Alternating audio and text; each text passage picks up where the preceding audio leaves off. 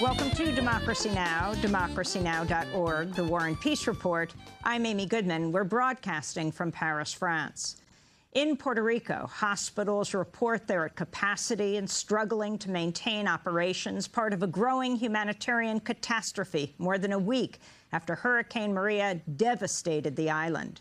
The Pentagon says the majority of Puerto Rico's 69 hospitals do not have enough fuel to power electric generators, as the island's entire electrical grid has collapsed. At San Jorge Children's Hospital in San Juan, managers have repeatedly pleaded for diesel fuel as medical teams have faced blackouts of up to 3 hours. At the White House, a reporter asked President Trump Wednesday why he's denied requests to waive shipping restrictions under the Jones Act, which would allow more food, water, fuel, and medicine to reach the island. On Puerto Rico, Mr. President, why not lift the Jones Act like you did in Texas and Florida? Well, we're thinking about that, but we have a lot of shippers and a lot of people people that work in the shipping industry that don't want the Jones Act lifted, and we have a lot of ships out there right now. The president's comment came as members of Congress said the Trump administration is blocking their attempts to visit Puerto Rico and the U.S. Virgin Islands. The Washington Post reports since Monday evening, the White House and Pentagon have denied lawmakers permission to use military aircraft to make the trips. Among those affected are at least 10 members of the House and Senate who are planning a trip for Friday. On Capitol Hill, climate activists from Texas and Florida, two states hard hit by this year's record hurricane season, occupied the offices of the Senate Majority Leader Mitch McConnell Wednesday, denouncing McConnell's track record of denying climate change. This is activist Nancy Mateer of the group New Florida Majority. I have 150,000 petitions that uplift our message that climate change is real and 100% renewable energy is a must. I, a Florida resident, stand in solidarity with my Texas sisters and brothers and the sisters from the Caribbean. We are not victims. We are resilient, and we deserve better. President Trump unveiled a tax plan on Wednesday that would overwhelmingly favor corporations and the wealthiest Americans, while adding trillions of dollars to the national debt. The plan would end the estate tax on inherited wealth for the richest 0.2% of Americans and slash the top corporate tax rate from 35% to 20%. It would also abolish the alternative minimum tax, a move that would also benefit the wealthiest Americans, including President Trump himself. A leaked 2005 tax return shows Trump paid nearly $37 million in federal income taxes that year, most of it due to the alternative minimum tax. Speaking in Indianapolis on Wednesday, President Trump falsely stated his tax plan would favor low- and middle-class households. Our framework includes our explicit commitment that tax reform will protect low-income and middle-income households, not the wealthy and well-connected. They can call me all they want. It's not going to help. I'm doing the right thing, and it's not good for me, believe me. According to Americans for Tax Fairness, Trump's plan would provide a modest middle-class tax cut by doubling the standard deduction. But those gains might be largely offset by other changes to the tax code.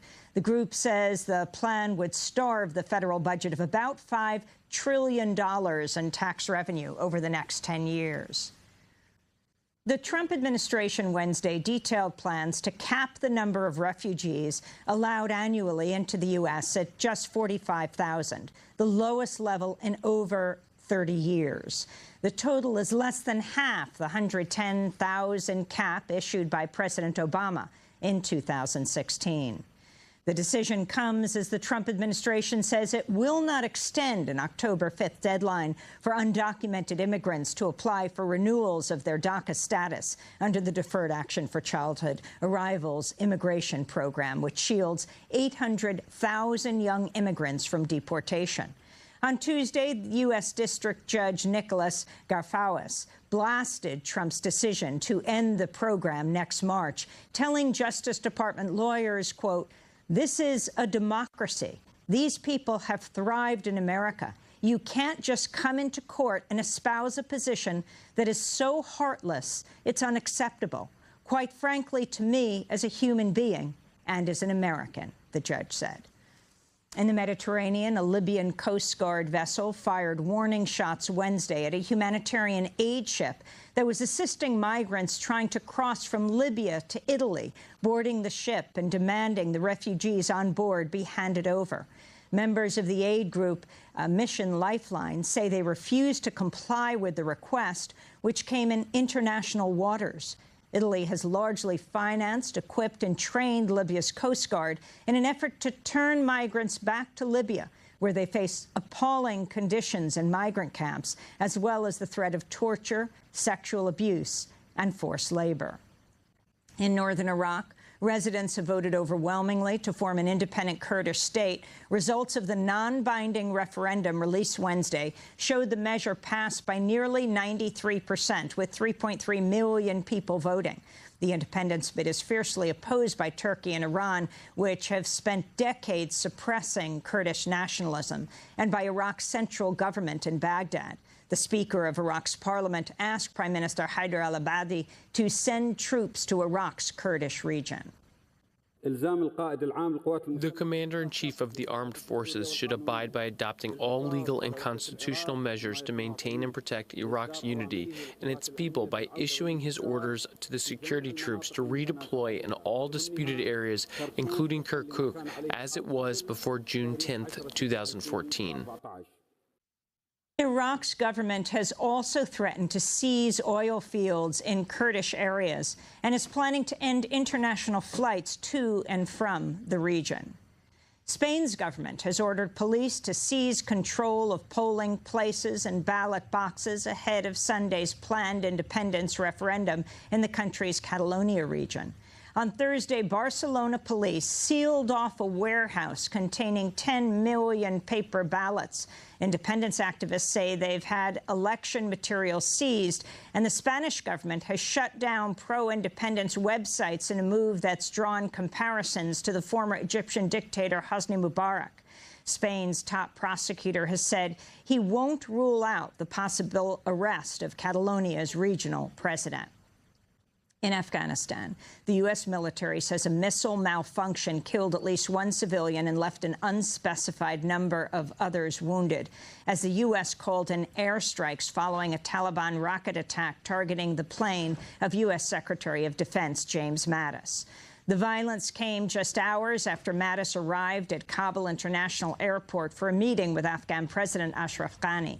Speaking to reporters, Mattis said the Trump administration will add to the number of U.S. troops in Afghanistan. I prefer not to go into the specific numbers right now. We are bringing in more Americans. There are also more coalition forces, non-Americans who are coming in. I don't want to tell the enemy exactly what we're doing, but the whole point is to make certain that we have a compelling battlefield advantage over anything the Taliban tries to mass against your forces. In Uganda, presidential guards and special command soldiers forcibly ejected lawmakers from the chambers of parliament when they tried to vote against a change to the country's constitution that would let long-ruling President Yoweri Museveni run for re-election after age 75. After a fight broke out in the chambers, a Ugandan opposition member of parliament was taken to the hospital. The proposal stirred widespread resistance and protests around Uganda. On Wednesday, the Uganda Communications Commission barred radio and television stations from broadcasting live coverage of any events that, quote, are inciting the public, unquote. 3 journalists in the city of Lira were arrested as they covered protests there. In Israel, the country's military chief said Wednesday he'll shave 4 months off an 18-month manslaughter sentence given to an Israeli soldier who was caught on video executing a wounded Palestinian man last year. IDF Sergeant Elor Azaria became a hero to many Israelis, with Prime Minister Benjamin Netanyahu joining calls for a pardon, despite video showing Azaria firing a single shot into the head of the Palestinian man, Abdel Fattah al-Sharif, as he lay immobilized on the ground. Meanwhile, the international police organization Interpol said Wednesday it will add the state of Palestine as a member nation. The move came despite fierce opposition from Israel and the United States. Palestinian Foreign Ministry spokesperson Omar Awadallah welcomed the move. This is a great victory for Palestinian diplomacy, one that assures that the Palestinian national and political leadership are working to put Palestine on the international stage and to be a member of the international organizations. In Bangladesh, aid groups say the number of Rohingya Muslim refugees who fled ethnic cleansing in neighboring Burma over the last month is nearing 500,000.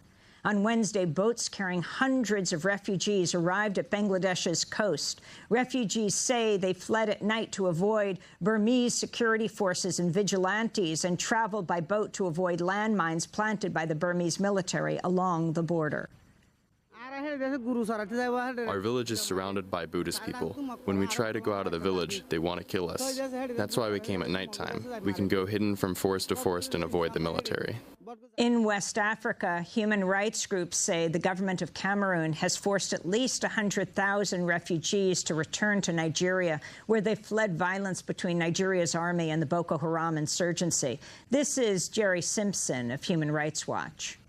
In our report, we have found that the Cameroonian military has been aggressively intercepting and screening Nigerian asylum seekers as they reach remote border areas in Cameroon, torturing people, accusing them of being members of Boko Haram, including women being Boko Haram wives, otherwise assaulting them, making their lives miserable while they trap them in these remote border areas and then violently deporting them back to Nigeria. At least 20,000 people have been killed in the 8-year-old conflict with Boko Haram, and the fighting has exacerbated a food shortage that the UN warns has millions of people still at risk of famine. Back in the United States, CBS says it will include the playing of the national anthem in its live coverage of tonight's NFL match between the Chicago Bears and Green Bay Packers, as players from both teams are expected to demonstrate during the anthem by linking arms or taking a knee. The planned protests come after President Trump spent most of the last week attacking the racial justice protests led by African-American athletes. Among those joining the protest is Tennessee Titans wide receiver Rashard Matthews, whose brother was a U.S. Marine who died in Afghanistan. Matthews spoke Tuesday with ESPN. I plan to kneel until the president apologizes for the comments that he made. Because I felt like there was a very disrespectful comments that he made.